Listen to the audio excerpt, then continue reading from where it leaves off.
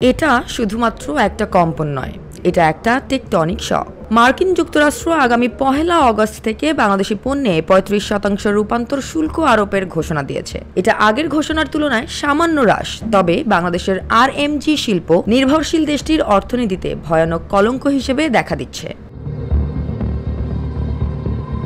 পরিসংখ্যান বলছে 800-র বেশি প্রতিষ্ঠান এখন উচ্চ ঝুঁকিতে আছে। মাত্র 168টি কোম্পানি যাদের সব পণ্যই আমেরিকায় যায়, তাদের একেবারে অস্তিত্ব হুমকির মুখে। বাংলাদেশের বস্ত্র রপ্তানি রয়েছে 50 থেকে 70% শুল্কে, আনুষঙ্গিক দিয়ে মাথাপিছু জোর করে 50% স্তরে পৌঁছেছে। কিন্তু এমনটা কেন হলো?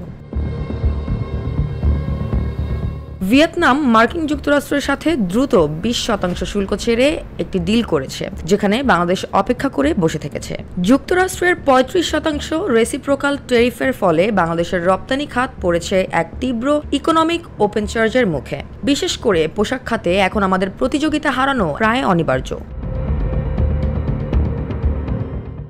বিশ্বখ্যাত ওয়ালমার্ট তাদের প্রায় 10 লাখ সাঁতারের শর্টসের অর্ডার স্থগিত রেখেছে। বস্ত্রশিল্পের উদ্যোক্তারা বলছেন এই বিশাল ঘাটতি তারা আর বহন করতে পারবেন না। অপরদিকে বিজিএমইএ এর পূর্বাভাস আরও হতাশাজনক। পাশ করা আদেশেই 20% পর্যন্ত হ্রাস ঘটতে পারে বলে আশঙ্কা করা হচ্ছে, যার ফলে সমাজে নেমে এসেছে অস্থিরতা। 40 লাখেরও বেশি নারী শ্রমিকের ভবিষ্যৎ এখন ঝুঁকির মুখে। তাদের অনেকেই পরিবারের একমাত্র উপার্জনকারী, যার কারণে গোটা পরিবার পড়তে পারে চরম অনিশ্চয়তায়।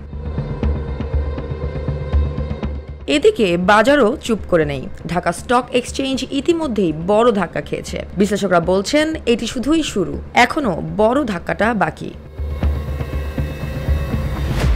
পথ খোঁজা ইতোমধ্যেই শুরু হয়েছে, কিন্তু সময় খুবই কম। তবে প্রথম পদক্ষেপ হতে পারে তরুণ ও দৃঢ় কূটনীতি। ভিয়েতনামের মতো প্রফেশনাল লবিস্ট নিয়োগ করে যুক্তরাষ্ট্রের সাথে সরাসরি আলোচনায় যেতে হবে। সেই সাথে দ্রুত এবং সুনির্দিষ্ট কূটনৈতিক ছাড় আদায় করতে হবে। এছাড়াও পোশাক খাতই সব নয়, এখন সময় এসেছে ফার্মাসিউটিক্যাল, আইটি এবং কৃষিভিত্তিক রপ্তানি খাতকে এগিয়ে আনার। যুক্তরাষ্ট্রের সাথে বাণিজ্য চুক্তি করা যেতে পারে, যেমন যুক্তরাষ্ট্রের থেকে বোয়িং কেনা, এলএনজি বা কৃষি পণ্য লেনদেনের মাধ্যমে ভারসাম্য ফিরিয়ে আনার উদ্যোগ নিতে হবে।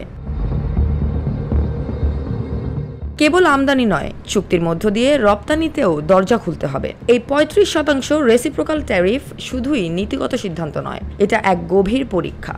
একটি দেশ তার ভাঙনের মুখে নতুন করে নিজেকে গড়বে, নাকি ইতিহাসের এক সতর্ক সংকেতে আটকে পড়বে? এই প্রশ্নের উত্তর এখন বাংলাদেশকেই দিতে হবে। Jaya Hasan, NPB news.